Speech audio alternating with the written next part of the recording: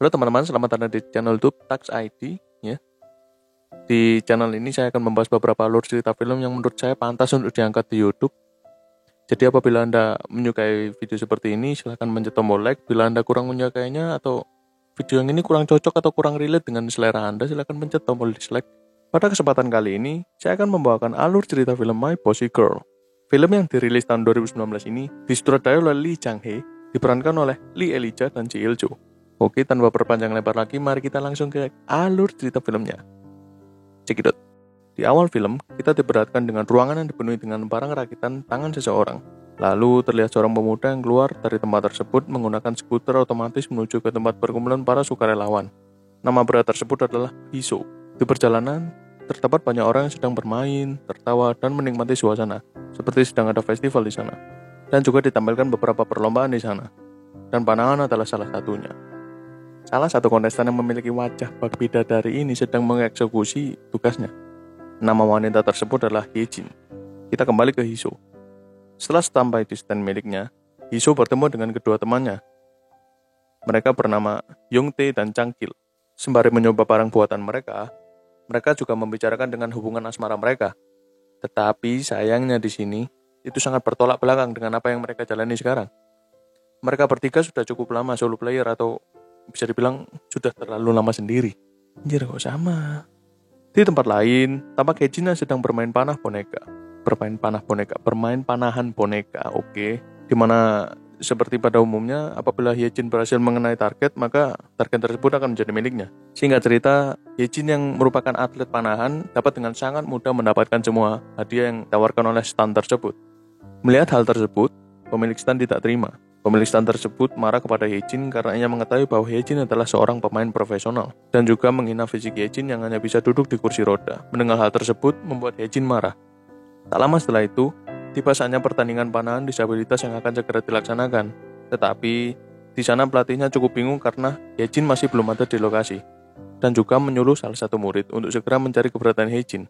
Tak diduga, ternyata Yejin sedang memperebutkan boneka yang sudah seharusnya menjadi miliknya, di mana pemilik stand tidak terima karena hadiah yang Yejin menangkan adalah hadiah yang paling mahal di toko tersebut. Saat boneka sudah hampir rusak dan terbelah menjadi dua, pemilik toko tersebut harus merelakan boneka tersebut dan Yejin yang memerebutkan boneka tersebut berhasil mendapatkannya, tapi ia terjatuh dari kursi rodanya. Kita kembali ke Hiso dan kawan-kawan. Hiso yang kalah dalam permainan karena kawannya curang itu disuruh menjaga stand oleh kawan-kawannya karena mereka akan pergi. Di saat yang hampir bersamaan, tiba-tiba Yejin datang dengan kecepatan tinggi karena ia tidak dapat mengontrol kursi roda elektriknya dan menabrak stand milik Hiso.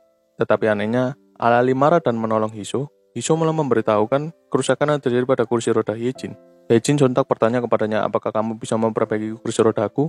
Hiso dengan bangga dan mengatakan, tentu saja bisa, karena ia memiliki semua alat-alatnya di sini. Tapi Hiso meminta Yejin untuk berdiri sebentar.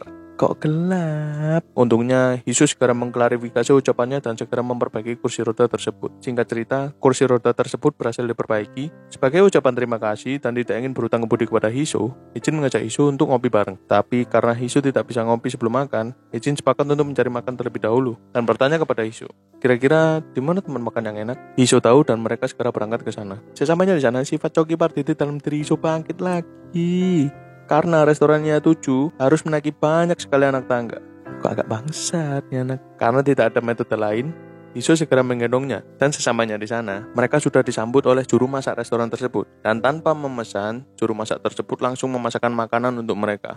Well, untung saja makanan yang disajikan enak ya. Sembari makan, karena Hiso banyak menjelaskan tentang makanan ini dan itu, Yejin yang hanya ingin menikmati makanan pun menyuguhkan sepotong ayam kepada mulut Hiso dan menyuruhnya untuk tetap diam dan makan saja. Setelah selesai makan, Hiso sontak berdiri dan mengajak Yejin untuk pergi meninggalkan restoran tersebut. Tetapi, seperti biasa, Hiso lupa kalau Yejin tidak bisa berjalan. Sebelum menggendong, Hiso menyempatkan waktu sebentar untuk mengikatkan tali sepatu milik Yejin. Sesampainya di bawah, mereka semua terkejut karena kursi roda yang ia letakkan di bawah digondol maling. Saat mereka tengah panik, datang sebuah mobil putih mendekati mereka.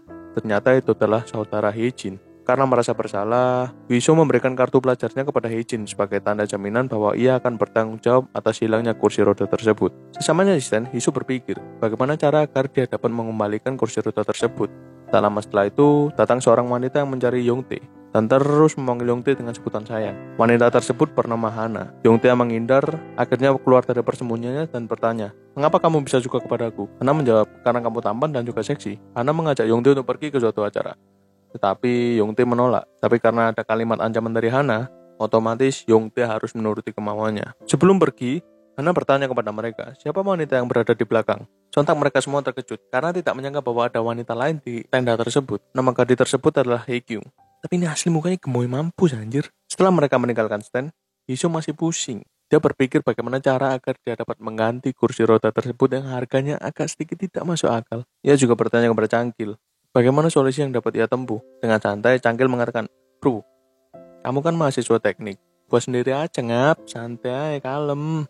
Setelah mendengar pencerahan tersebut, Hisho segera pulang dan juga mengambil beberapa barang yang ia butuhkan untuk membuild kursi roda buatannya sendiri. Setelah beberapa hari berlalu, Haejin diomeli oleh ayahnya karena kursi roda miliknya menghilang. Haejin yang sudah kesal mendengarkan omelan ayahnya tersebut mengatakan bahwa ayahnya tidak perlu ikut campur, dan sontak Haejin langsung meninggalkan ayahnya tersebut. Di tempat lain, tampak Hisho yang sedang menagih kursi roda buatannya dan juga membawa boneka, mendatangi tempat di mana Haejin berlatih. Pelatih di sana menanyakan kenapa ia ada di sini dan mengira bahwa Hisho akan mendaftar menjadi atlet panahan di sana. Tetapi Hisho membantahnya dan juga mengatakan dia hanya ingin bertemu dengan Haejin. Setelah bertemu, Hisho sontak memberikan kursi roda buatannya kepada Haejin beserta dengan boneka beruang besar miliknya. Dan para pemain di sana kebingungan saat Hisho berdiri karena mereka semua mengira bahwa Hisho juga seorang disabilitas.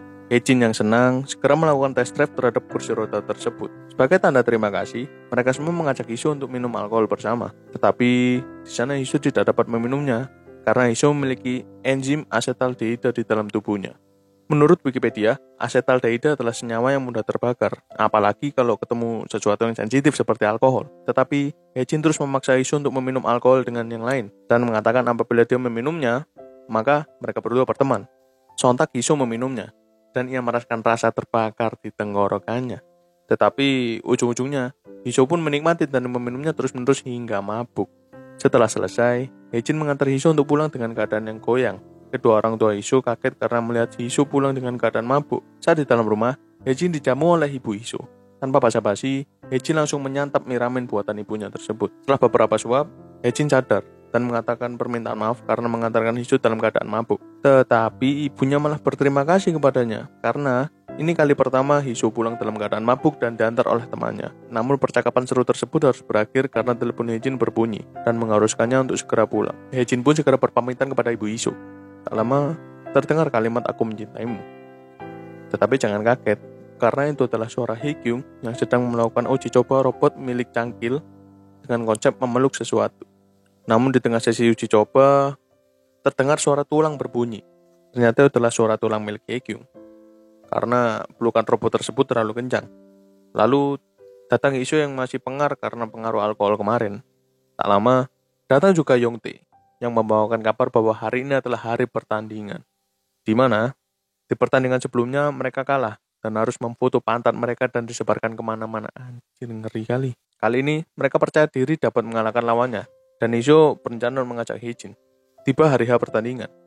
Dapat dilihat bahwa mereka sedang menyusun strategi dibarengi dengan pengambilan scene yang sangat dramatis dan menegangkan. Sayang sekali, itu berbeda dengan hasil yang mereka dapatkan. Mereka kalah telak.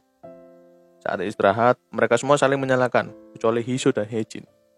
Haejin yang awalnya mengira bahwa ini adalah pertandingan seru-seruan, sontak berubah ke war mode atau mode perang. Babak kedua dimulai, dan benar saja, mode perang dari Haejin dapat menumbuhkan semua musuh, tetapi hanya ada satu musuh yang tersisa. Mereka yang sudah percaya diri pun melakukan rush, tetapi sayangnya di luar dugaan, satu orang tersebut ternyata menggunakan Gatling gun adik-adik, sehingga mereka semua berhasil dilumpuhkan kecuali Haejin dan Hisho. Tetapi Haejin yang memiliki 1000 IQ mengeluarkan jurusnya, dan otomatis membuat orang tersebut kalah telak. Sontak, kawan-kawannya senang dan dendam mereka pun terbalaskan. Musuh mereka berpose dengan memamerkan pantat mereka. Saat pertandingan selesai, Hisho dan Haejin berbanding dan melihat bintang. Haejin curhat bahwa ia sulit melakukan hal tanpa bantuan orang lain karena kondisinya, dan juga menceritakan bagaimana ia menyukai panahan. Haejin juga bertanya, kenapa Hisho bisa menyukai robot? Ia menjawab bahwa robot dapat membantu hidup manusia. Sontak, Haejin yang mendengarkan pengakuan tersebut mengatakan sebuah quotes. Bila kamu bisa melakukannya sendiri, lakukanlah. Meskipun membutuhkan banyak waktu, tetapi apabila tidak bisa melakukannya, lebih baik meminta bantuan ke orang lain daripada ke robot. Pada saat mereka berdua saling berdekatan, rekan Hisho melihatnya melalui kamera, mengira bahwa mereka sedang beradu jigong. Dan hal itu sontak buyar saat Hana tiba-tiba keluar dibarengi dengan Haekyu yang juga mendadak ada di sana. Dan mereka pun merayakan kemenangan dengan makan dan minum bersama. Malam itu, mereka lewati dengan keseruan dan kebahagiaan. Kebersamaan Hisho dan Haejin berlanjut ke hari-hari berikutnya, hingga Hisho memberikan medali kepada Haejin. Tetapi Haejin menolaknya, dan meminta Hisho untuk tetap menyimpan medali pertamanya itu. Jin berpindah ke rumah Haejin. Terlihat, ayah Haejin yang sedang melihat brosur dan berniat membelikan Haejin kursi roda baru. Tak lama, datang adik Haejin yang menunjukkan formulir bahwa ia terpilih untuk melakukan pertukaran pelajar. Tetapi sayangnya, ayahnya tidak menyetujui hal tersebut. Karena Haejin belum menikah, ayahnya takut bahwa tidak ada yang bisa mengurus Haejin. Sontak, Haejin datang dan mengatakan bahwa ia tidak akan pernah menikah selamanya. Ayahnya bertanya kepada Haejin, "Seharian kemana aja?" Ternyata ayahnya berniat untuk menjodohkan Haejin. Jelas saja Haejin menolak, dan mengancam jika ayahnya terus mengikutinya, maka ia akan bunuh diri. Dan saat Hisho berada di rumahnya sembari memainkan robot, ia kaget karena tampak seorang bidadari muncul di hadapannya. Dan Anda bisa tahu bahwa itu adalah Haejin, ya, memang cakep gila. Kemudian Haejin meminjam VR milik Hisho. Namun Haejin agak kecewa, karena meskipun VR terasa nyata, tapi ia tidak akan pernah bisa berjalan. Hisho pun meminta maaf karena itu, tetapi Haejin tetap memiliki kuat dan menerima keadaannya itu. Setelah itu, Haejin mengatakan bahwa ia akan berhati untuk mengikuti lomba nasional. Hisho bertanya apakah ia boleh menontonnya bertanding, dan ia juga berjanji untuk menepatinya. Di tempat lain, terlihat Yongtae yang mengantarkan Hana pulang yang sedang mabuk berat. Tetapi di tengah jalan, mereka dihadang oleh seorang pria. Pria ini mengatakan kenapa Hana mau dengan pria seperti Yongtae. Padahal, ia lebih tampan dan jauh lebih kaya. Sedangkan Yongtae, pria culun yang tampak bodoh. Tetapi Hana menjawab dengan tegas. Hana tidak suka dengan pria tersebut karena pria tersebut bento, aka goblok ya. Yongtae yang ada di sana sontak melerai Hana dan juga tidak ingin masalah semakin panjang. Namun, karena pria tersebut semakin menjadi menghina Yongtae, Hana mencekiknya. Tetapi karena si pria ini kasar, Hana didorong hingga terjatuh. Yongtae yang ingin membantu Hana ditahan oleh pria tersebut. Bacotan pun ditujukan kepada Yongtae. Tapi Yongtae menunjukkan bahwa ada CCTV di sana, dan bagus karena kejadian tersebut akan terekam. Yongtae langsung memukul wajah pria tersebut dengan sangat kencang, tapi karena terlalu bersemangat, ia menyakiti tangannya sendiri. Shin berpindah ke Cangkil, yang masih mengembangkan robot Jonas miliknya. Namun karena mengira robotnya memiliki kendala, maka Cangkil menyuruh Haekyu untuk memeluknya. Menang banyak, cuk. Tapi hal tersebut tidak membuat perbedaan yang signifikan. Lalu Haekyu bertanya kepada Cangkil, kenapa Cangkil masih jomblo? Padahal ia sering berbicara tentang wanita. Dan Haekyu juga mengatakan bahwa Cangkil tampak seksi saat bekerja di lab. Tetapi Cangkil tampak tidak peduli. Tiba-tiba Haekyu menyosor pipi Cangkil dan mempunyai salting. Bukannya salting karena malu, tetapi Cangkil malah mengomel kepada Haekyu karena telah berani menyosornya. Akibatnya Cangkil meminta Haekyu untuk pergi dari labnya. Ia mengatakan bahwa mesinnya tidak rusak, tetapi itu telah memang detak jantung asli dari Cangkil. Di lain tempat, Haejin bertemu dengan ibunya. Di sana, Haejin bercerita tentang kehidupan Haejin selama ini. Haejin mengatakan bahwa ia sudah cukup muak, diatur dan dikekang oleh ayahnya. Dan ia ingin ikut bersama dengan ibunya. Tetapi ibunya menolak dengan alasan karena ia tidak ingin merasakan terbebani dan tidak ingin memikirkan orang lain lagi. Namun, Haejin tetap kekeh agar ibunya mau mengajak Haejin untuk pergi. Ibunya pun memberikan solusi. Ia memberikan $30.000 kepada Haejin agar dapat pindah dari sana dengan uang itu. Namun ia protes karena uang yang diberikan ibunya dibilang kurang. Lalu ibunya mengatakan bahwa ia harus mencari uang tambahannya sendiri. Agar ayahnya juga mengetahui bahwa Haejin dapat hidup mandiri. Tibalah hari pertandingan. Terus salah satu temannya mengalami kejang otot. Karena tidak ada banyak waktu, pelatihnya meninggalkan kawanan dan pergi membawanya ke rumah sakit. Hisho bertanya, kenapa bisa begitu? Haejin mengatakan bahwa itu bisa terjadi bila terlalu lama duduk di kursi. Kawan Haejin meminta tolong kepada Hisho untuk mengantarkan mereka ke lokasi pertandingan. Tapi Hisho beralasan bahwa ia tidak memiliki SIM. Haejin tidak tinggal diam. Dia mengeluarkan jurus rayuan lumba-lumba yang membuat Hisho mau mengantarkan mereka. Dan juga datang asisten administrator mereka dan mengajak Hisho untuk segera berangkat. Tetapi Hisho berdalih harus cepat-cepat pergi karena ia harus bertemu dengan dosennya. Haejin pun memakluminya dan pergi meninggalkan Hisho.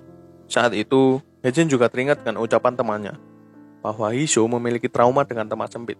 Oleh karena itu, beberapa hari yang lalu ia lebih memilih untuk menaiki mobil yang memiliki atap terbuka. Saat tiba di lab, Hisho langsung belajar mengemudi menggunakan VR. Tetapi temannya yang sudah muak dengan semua ini mengajak Hisho untuk mengendarai mobil yang sesungguhnya. Hisho tampak menggunakan kacamata snorkeling dan juga Mbak Hana sebagai pengawasnya. Saat mobil sudah berjalan, terlihat Hisho yang kesulitan untuk bernafas.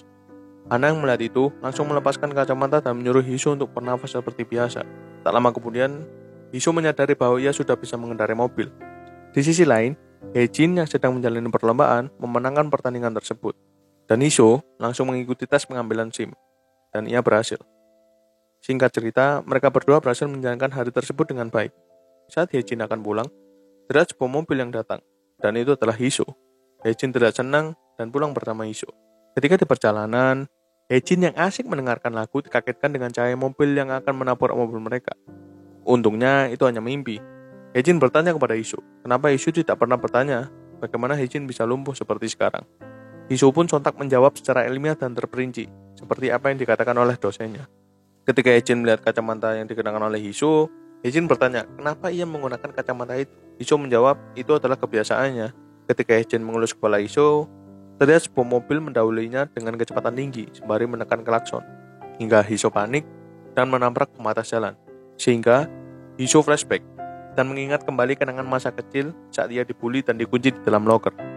Dari situlah trauma Hisho dengan ruangan sempit bermula. Tak lama kemudian, Hejin yang menyadari bahwa Hisho mengalami trauma berat, menyadarkannya. Hisho tampak kejang-kejang, berteriak dan juga ditutup dengan pingsannya Hisho. Ketika di rumah sakit, Hejin yang menangis dan merasa bersalah dihibur oleh ibu Hisho yang mengatakan bahwa Hisho tidak apa-apa dan ini bukan kesalahan siapa-siapa. Justru ibunya ingin berterima kasih kepada Hejin karena semenjak ada Hejin, kehidupan Hisho berubah. Hisho sudah berani mabuk dan juga berani belajar mengendarai mobil. Tak selang beberapa lama, datanglah ayah Hejin. Ayah Hejin mengatakan bahwa Hejin tidak boleh berkencan dengan pria yang memiliki penyakit mental seperti Hisho. Sontak Hejin tidak terima. Dan Hejin mengatakan kepada ayahnya, urus saja dirimu sendiri, tidak usah mengurus dirinya. Jika ayahnya senang, maka ia akan ikut senang. Setelah itu, Hejin pergi meninggalkan ayahnya. Tak disangka, percakapan mereka berdua didengar oleh Hisho dari kejauhan. Scene berpindah kepada Hejin yang tidak bisa fokus saat berlatih. Dan di sini kita bisa tahu bahwa akar permasalahan yang membuat Hejin tidak fokus adalah karena Hisho meminta agar mereka tidak saling bertemu lagi. Hejin yang mendengar perkataan Hisho tersebut mengatakan, jika kamu mau terus melarikan diri, maka kamu hanya perlu berdiam diri di kamarmu. Dan hal itu tetap membuat Hejin sedih, tetapi ia tetap memaksakan diri untuk latihan. Meskipun semua tembakannya tidak tepat sasaran. Tak selang berapa lama, datang kawan Hejin yang mengatakan bahwa berhentilah berakting bahwa semuanya baik-baik saja, serta memintanya untuk bercerita apabila ada masalah yang terjadi. Saat itulah air mata Hejin tak terbendung. Ia mengatakan bahwa ia pasti telah membuat kesalahan saat sedang bersama dengan Hisho dan memperlakukan Hisho semaunya. Di sisi lain, kita bisa melihat bahwa Hisho sedang bersedih dan juga meratapi hubungan percintaannya. Keesokan harinya, saat di rumah, Hejin meminta adiknya untuk mengeluarkan selo miliknya. Hejin berencana menjual selo tersebut. Namun, sebelum menjualnya, Hejin ingin memainkan selo itu untuk yang terakhir kalinya. Singkat cerita, datanglah hari pertandingan. Ketika Hejin menembakkan anak panah, terjadi transisi scene di mana terlihat kawan-kawan Hisho yang sibuk mencari keberadaan Hisho. Tetapi pintu ruangannya tertutup. Cangkil berencana memancing Hisho dengan mengatakan bahwa Yongtae akan segera menikah dengan Hana, dan Hana sedang mengandung anak dari Yongtae. Yongtae yang tak terima langsung menampar Cangkil, sehingga mereka saling tampar-menampar.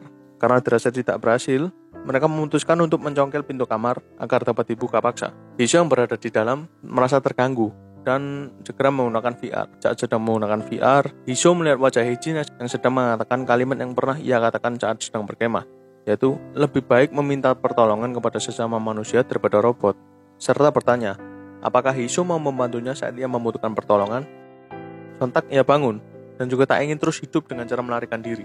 Hisho langsung bergegas keluar, dan juga menuju ke mobilnya, dan diikuti oleh semua teman-temannya. Kita kembali kepada Hejin, yang masih belum bisa fokus, dan mengingat semua kenangannya dengan Hisho. Saat dalam perjalanan, Hisho mengemudikan kendaraannya dengan epik, hingga membuat kawan-kawannya terkocok di dalam mobil. Hejin yang kurang fokus tidak dapat membidik pada target berwarna kuning. Pelatihnya pun memberikan wejangan untuk membidik ke arah jam 9. Saat di dalam mobil, Hisho sudah muak dengan kacamata renangnya. Di sana, semua teman-temannya makin panik. Ketika saat istirahat, pelatihnya kembali mengingatkan kepada Hejin untuk membidik ke arah jam 9. Tetapi kali ini Hejin mengatakan, biarkan aku melakukannya dengan caraku, sambil memasang wajah meyakinkan. Tak lama datanglah Hisho bersama dengan teman-teman, sehingga membuat Hejin terkejut dan terheran-heran. Hisho pun mendekat ke Hejin dan mengatakan bahwa ia tidak akan melarikan diri dan ingin terus bersama dengan Heijin. Dan juga ingin selalu ada di sisi Heijin saat ia sedang merasa kesulitan, sama seperti yang dilakukan Heijin kepada Hiso. Hiso pun memberikan medali miliknya kepada Heijin dan mengatakan bahwa Heijin pasti bisa mengalahkan musuhnya. Kali ini, Heijin berhasil membidik tepat sasaran seperti lawannya, membuat mereka berdua memiliki poin yang sama. Karena poin mereka sama, pertandingan harus terus berlanjut. Kali ini, mereka berdua akan melakukan mode shot off, di mana bila ada dari mereka yang berhasil mengenai titik tengah, atau yang paling mendekati titik tengah, maka dialah pemenangnya.